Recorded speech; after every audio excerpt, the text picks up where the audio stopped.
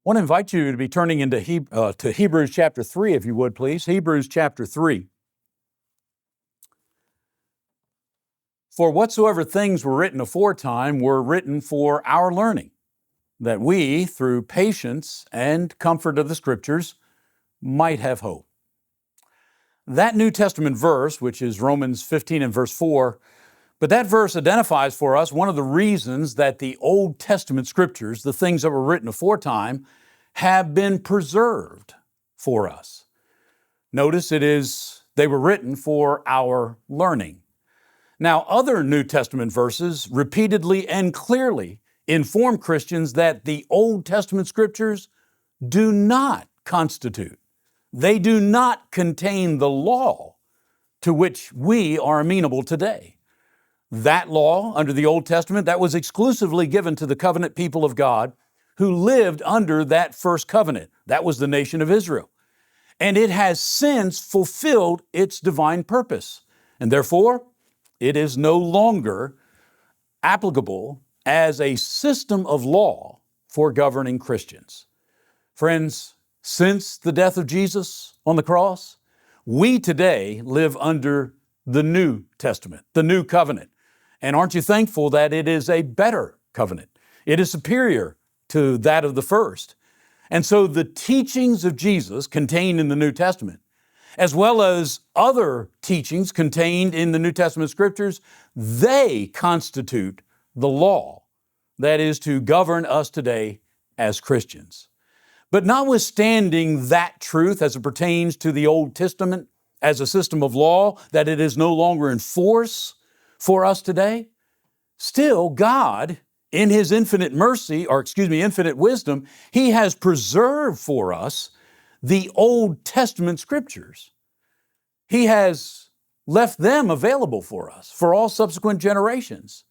And the Holy Spirit, both in Romans 15 and verse 4 and elsewhere, He encourages Christians to study that section of our Bible, the Old Testament. Why? Well, as we just read, because it provides valuable instruction. That important, that practical instruction derived from the Old Testament, it actually takes on many forms. For instance, there are the examples from the Old Testament of those who were pleasing to God. And friends, those righteous men and women under the Old Testament, they should be exemplified by everyone. Regardless of the period of time that we live in, those individuals who lived pleasing to God are our examples. And so aren't you thankful today for the record concerning men like Abel and Noah and Moses and Abraham and David and Jeremiah and so many others? We should be thankful, as well as women like Esther and Ruth and others. So we should be thankful. That's one of the ways in which the Old Testament teaches us. But then again, there are examples from the Old Testament of those who did not please God. And as a result, they suffered the righteous judgment that God visited upon them as a result. Well, obviously, those examples, as preserved for us in the Old Testament, are to serve as a warning. We're not to follow the example that they set.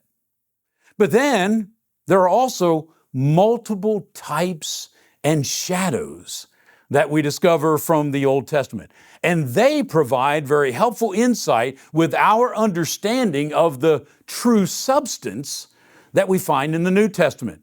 I'm not sure how many of these we have, but Angie provided us an excellent resource. And you might notice it has types and antitypes. This one particularly has to do with Jesus being Jesus being the antitype of the type of high priest under the order of Melchizedek. It's a fascinating study.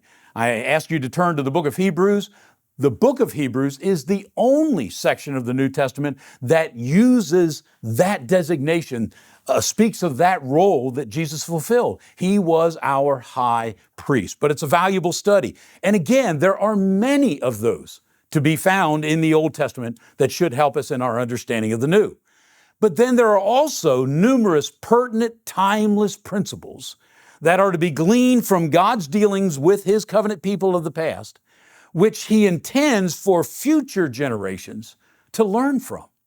In fact, friends, all of us, again, regardless of when we live as it relates to Bible times and Bible dispensations, all of us must recognize, all of us must apply those timeless principles to our own relationship with the Lord. And so, there are other ways in which the Old Testament teaches and no doubt has been preserved for our education, but I want to encourage us as Christians, as those assembled here this morning, please read and study your Old Testament. I know some of it is difficult. I've been reading through the Bible, and right now I'm in Chronicles. And if you've never read Chronicles, the first several chapters are all names that you can't pronounce. It's challenging, but there is valuable information. And again, Romans 15 and verse 4 informs us that God has preserved it for our learning. And so here's a resource that God has given to us. So I encourage you, read, study the Old Testament to benefit from that instructional value that God emphasizes He has provided through it. Well, having offered that encouragement for us to study and read from the Old Testament, we can put it into practice right now. Even though I invited you to Hebrews chapter 3, last week we introduced a series of sermons from Hebrews chapters 3 and 4 centered in the concept of rest. Rest. And we were giving attention in that first lesson to something that had been written aforetime for our learning.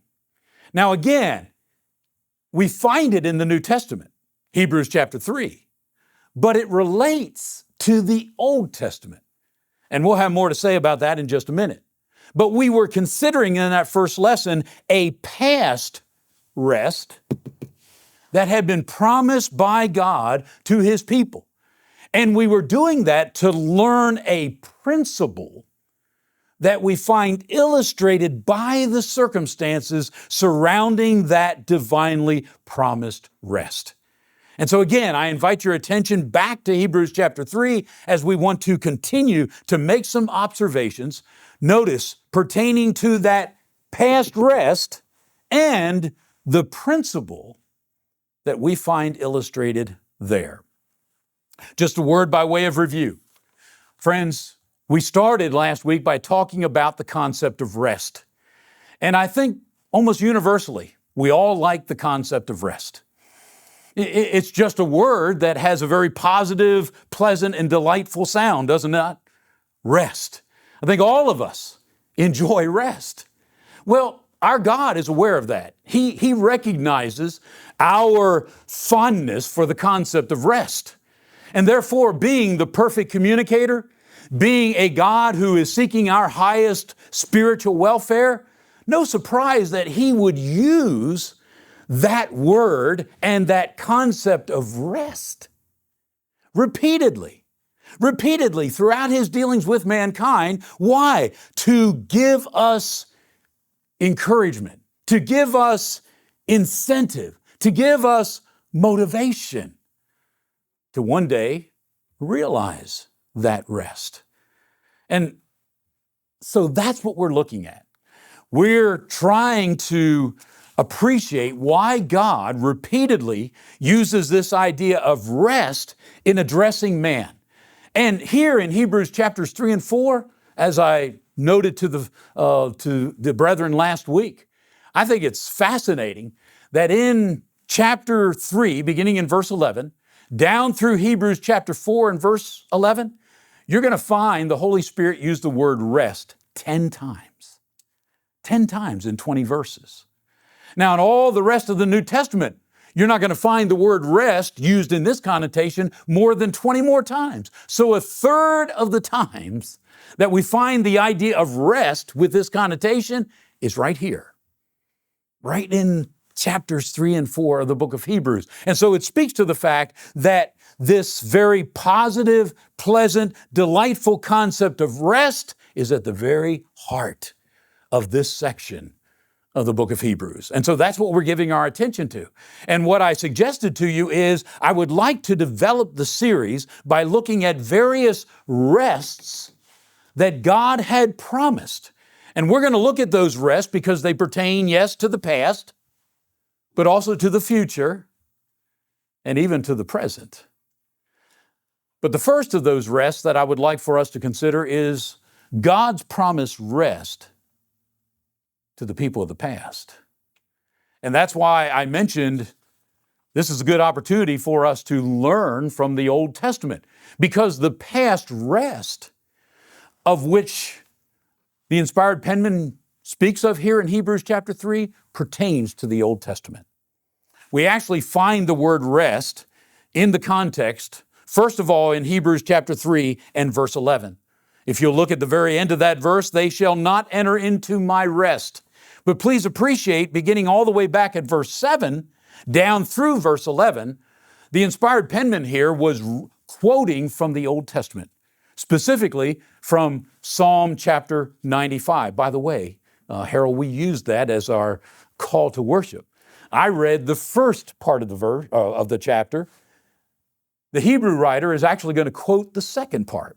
But again, it's from verses 7 through 11 there in Hebrews chapter 3. But here is God speaking about a rest that He had promised the people of the Old Testament, namely the Jews. Well, please appreciate this letter here, Hebrews. It was written to Jewish Christians, Hebrew Christians, and they were very much acquainted with that rest that God had promised their people, the Jews. Friends, that rest or promise of a rest pertains to a land that God was going to give to the descendants of Abraham. This promise of a land goes all the way back to the initial covenant promises that God gave Abraham back in Genesis chapter 12. Now, we probably remember it as a land flowing with milk and honey, as well as other designations. But God also will use this idea, this concept of rest. He was bringing them to a land of rest. Maybe it pertains to a national homeland, because this is where they would settle as a nation. And remember, prior to this, they were nomads. They were wandering about. But now they would be given a place of rest, a permanent homeland. It also might pertain to the idea of the abundance of resources. Again, a land flowing with milk and honey. This would be a place where they would enjoy rest. That is a place of plenty, a place of peace. And I suggested probably the primary meaning of this idea of land of rest has to do with rest from military warfare, rest from their enemies. And we looked at that alluded to by Moses in Deuteronomy chapter 12, verses 9 and 10. But again, they were very familiar with this idea of rest and this promised rest that God had given to their forefathers, the Jews. But they also were very much acquainted with why many of their forefathers who had been promised this land of rest never got there. They never got there. And that's what the quote is from. There in Hebrews chapter 3, verse 7, quoting from Psalm chapter 95, notice it. Wherefore, as the Holy Spirit saith, today, if you will hear His voice, do not harden your hearts as in the provocation, in the day of temptation in the wilderness, when your fathers tempted me, proved me, saw my works 40 years. Wherefore I was grieved with that generation, and I said, they do always err in their heart, and they have not known my ways. So I swear in my wrath, they shall not enter into my rest. Friends, they were very familiar with the reality that even though God had promised their forefathers this land of rest, many of those who had heard the promise never got there. Never got there. And so we're not going to rehearse this, but you go back and read Numbers chapters 13 and 14. And you remember when the 12 spies went into the land? They came back and 10 of them said, we can't go. And so they didn't go in. That's when God said, they're not going in. They're not going in. And it wasn't just the 10 unfaithful spies. I emphasized this last week. You know how many men, 20 years and older, didn't go in? They had come out of Egypt. They came out with the promise, I'm taking you to a land of rest, a land of plenty. There were 603,550 men, 20 years and older, who heard that promise. You know how many would go in? Two. Joshua and Caleb. All the rest fell under this condemnation. They didn't get to enter into the rest. And again, these Hebrew Christians to whom this letter was written, they were very familiar with that history. They knew why so many of their forefathers never enjoyed God's promised rest. It's because they erred in their heart, because they wouldn't listen, because they disobeyed. And not only were they familiar with that history, but also they had, for instance, Psalm 95, which was quoted here. That spoke to why they couldn't go in. But just to make sure they understood it, the inspired writer is going to bring it up himself. So, join me there. Look at verse 15. Hebrews chapter 3 and verse 15. While it is said, today, if you will hear his voice, do not harden your hearts as in the provocation. For some, when they had heard, did provoke. Howbeit not all that came out of Egypt by Moses. But with whom was he grieved 40 years? Who was it that couldn't go in? He answers it. Was it not with them that had sinned, whose carcasses fell in the wilderness? He's going to ask it again. And to whom sware he that they should not enter into his rest? Who was that? To them that believed not. That's the King James Version. I believe the New King James, I believe the ESV, and others have disobeyed. Disobeyed. You see, twice he says, who couldn't go in? It's those who disobeyed. It's those who have sinned. And he kind of summons their intellectual perception in verse 19. So we see. He's going to summarize it. So we see that they could not enter in because of unbelief.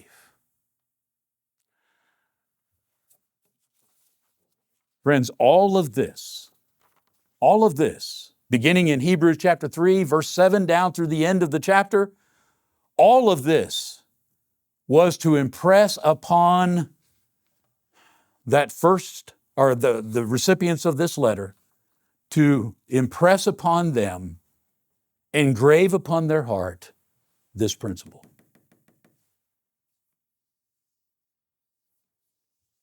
Those from the past could not enter into God's rest. Why? Because entering God's rest is conditioned upon obedience. Obedience. And they did not. That's what he's trying to impress upon them. Now, friends, think with me.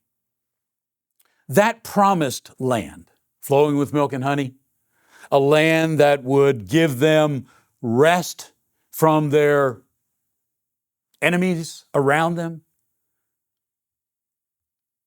that was a gift from God.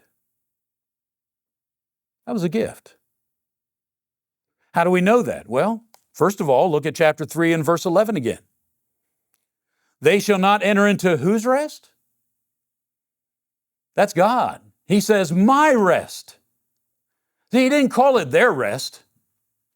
They shall not enter into my rest.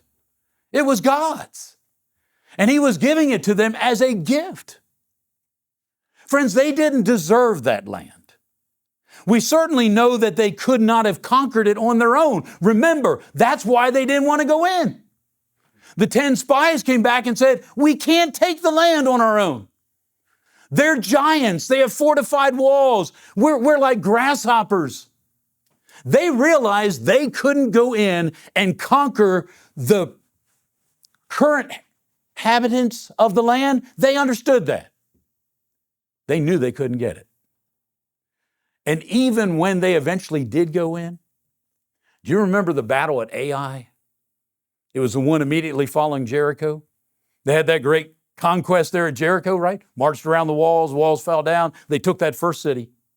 They went to the second city, it was much smaller, it was Ai, and they said, we don't even need the whole army. But there was a problem. See, God was with them at Jericho, and he wasn't with them at Ai.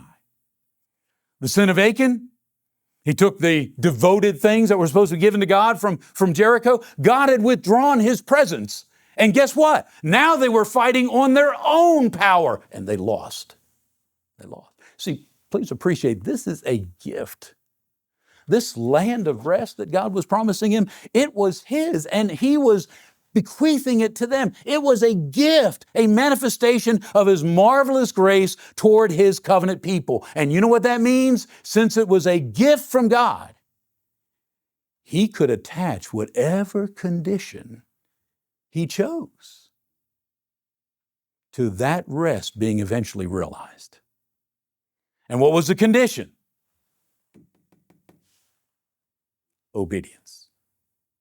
God conditioned their entering into this rest, this land of rest, to their faithful obedience to him and consistently obeying his expressed will for them. So now I ask you, was that condition of obedience, was that something that should have been perceived as a burden? You think God asking them to obey him, do you think that should have been a wearisome task? Conceptually, what do you think? What was God asking them? First of all, he was asking them, I want you to learn about me. I want you to understand me and my ways. Remember what he said in verse 10 of chapter 3? They do always err in their heart. They have not known my ways. God wanted them to know who he was and his ways. Had he made that a mystery? No.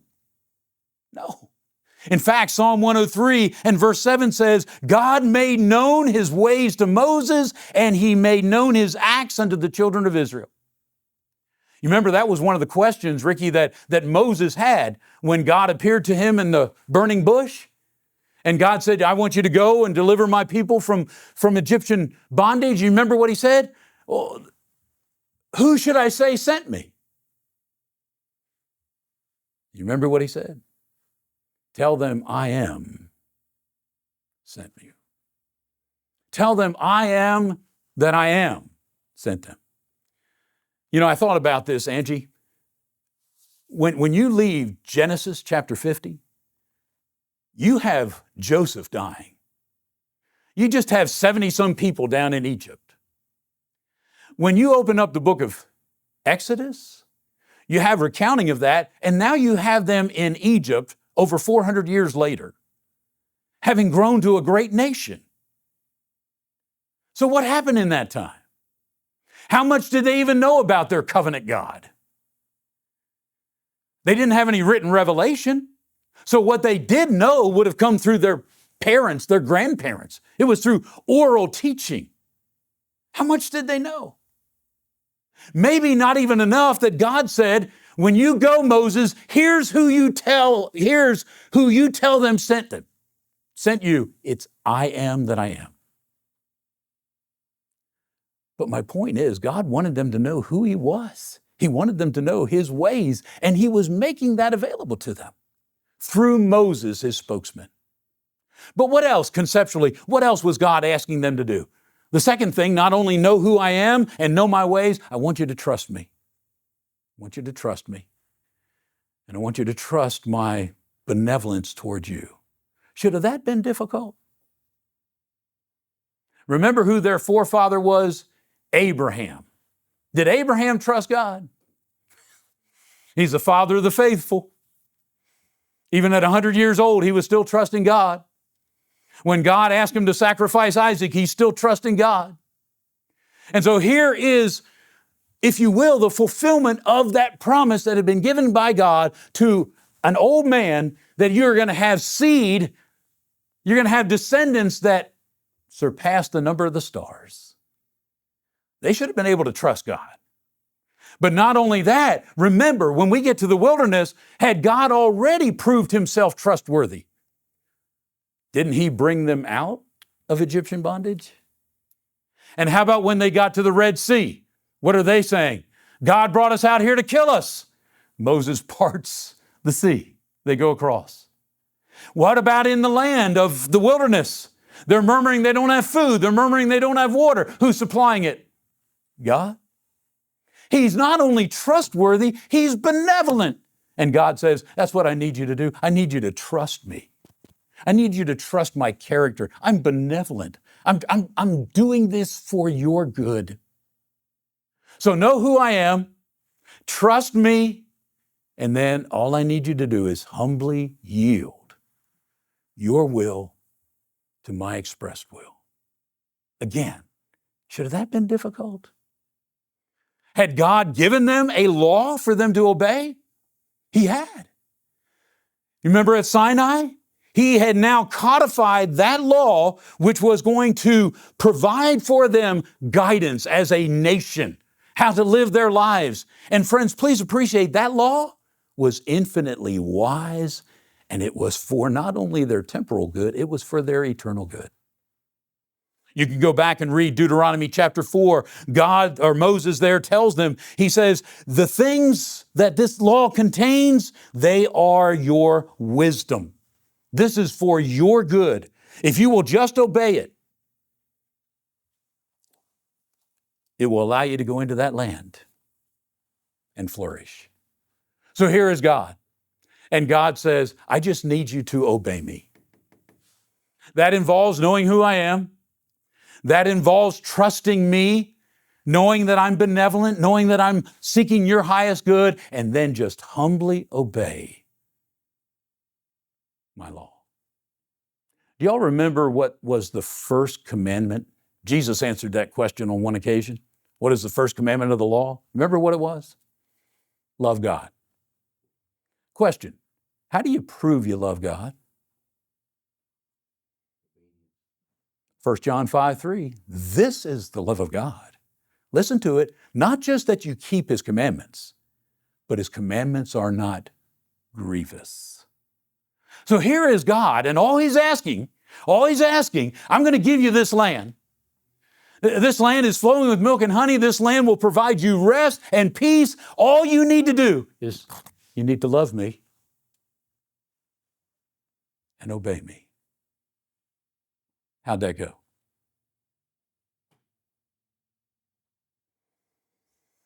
They refused to obey. Time and time and time again. In fact, there in Numbers chapter 14, where God says, you're not going in, He says, you have tried me 10 times. That wasn't a literal number. He was just saying, you have disobeyed me, you have rebelled against me, you have not hearkened to my voice time and time and time again. And so, again, the number 10, as though it was a complete number. And so what happens? Well, God's great long-suffering will now give way to His righteous indignation. And in His wrath, here's what He's saying, you're not going in. You shall not enter into my rest. So what does this have to do with what we're studying? First of all, friends, these Hebrews to whom this letter was initially written, they were very familiar with the events connected with this past rest. And here is this inspired writer, and he's rehearsing it for them.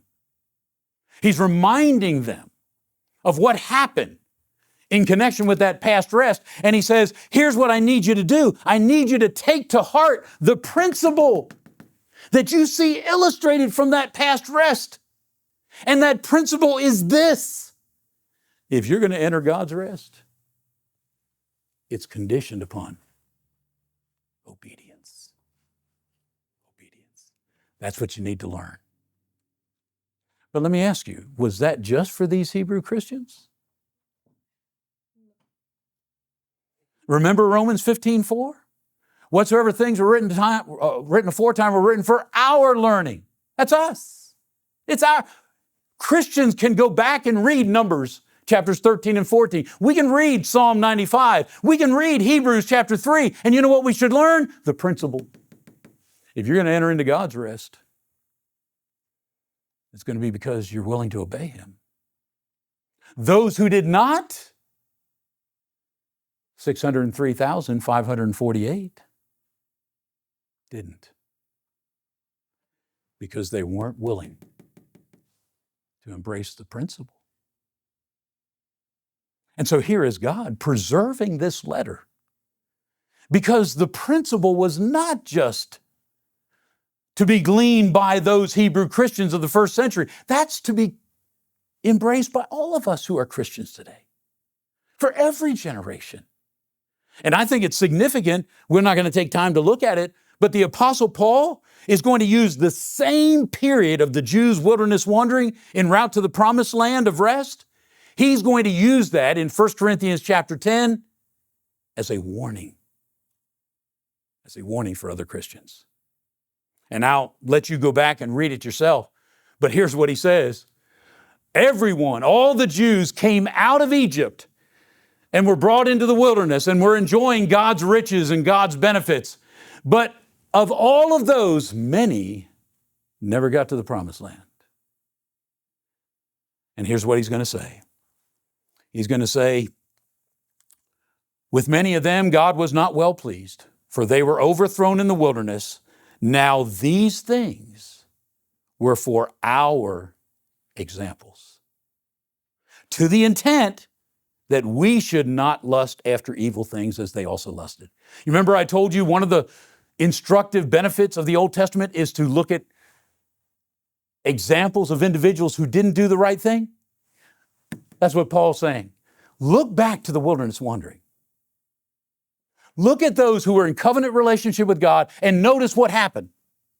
They were all the beneficiaries of God's grace, and all of them, most of them, never received the promise. You have to learn from that. That's why it's been preserved, Paul says, to learn from that. That's our example, so that we don't follow their example. He's going to say it again in verse 11. Now all these things happened unto them for examples. They are written for our admonition, upon whom the ends of the world are come. That's why it's been preserved, friends. For our learning. Now many times, I'm fearful, many times, Tracy, we stop reading there. But listen to verse 12. It's a familiar verse. I just think sometimes we fail to connect it with what's been said. 1 Corinthians 10 and verse 12 says this, wherefore. When you see a wherefore, you know what you're supposed to do, right? Look what it's there for. What is he saying? Wherefore, let him that thinks that he stands take heed lest he fall. Friends, that's for us. That's for Christians. Because when you look back there, again, 603,548 men fell. They fell. So you take heed lest you fall. How could we fall? Same way they did. If we fail to embrace that entering God's rest is conditioned upon obedience. So if we don't obey, if we don't hearken to the voice of God, friends, the rest that God promises us will not be realized. So that's the principle illustrated from a past rest. Lord willing, next week, we're going to go to another time. And that is, we're going to look at promises inspiring a prospective rest, a future rest. Because that's what he transitions into in Hebrews chapter 4. Notice how he begins there. Let us therefore fear lest a promise being left us of entering into a rest. So he was talking about a past rest. And now he's going to say, having learned the principle illustrated there, you need to put it into practice. Because you have a future rest that is promised to you. And so, Lord willing, we'll look at that. But friends, I encourage us all, I encourage us all to embrace this principle. God has illustrated it time and again. God has emphasized it time and again. Clearly, He wants us to understand. By His grace, He has promised us rest. Being a gift from God, He can put any conditions He wants to on that. But they're not hard. They shouldn't be difficult. All He asks us to do is learn about Him, trust Him, know His character is good, He's seeking our highest good, and then humbly yield to His infinite wisdom and His law, which is for our good, and you can have the rest that He promises. So I encourage us, may we, according to Romans chapter 15 and verse 4, learn from the things that were written aforetime. And among those things, learn this principle. Learn this principle. If we can help you come to rest in Jesus Christ, that's a reality right now. We'll talk about that one, Lord willing. But that's a reality right now. But the only people who can come there are those who are in Christ. That's where the rest is. And that rest is realized by entering into Christ as a penitent believer in Jesus who is willing to be baptized for the forgiveness of your sins. If we can help you in that, we encourage you to come. But if, as a Christian, there's a rest still waiting for us, but friends, like this rest, it will be enjoyed only because of our faithful obedience. And so if we haven't been that, let us know how we can help you while we stand together and sing.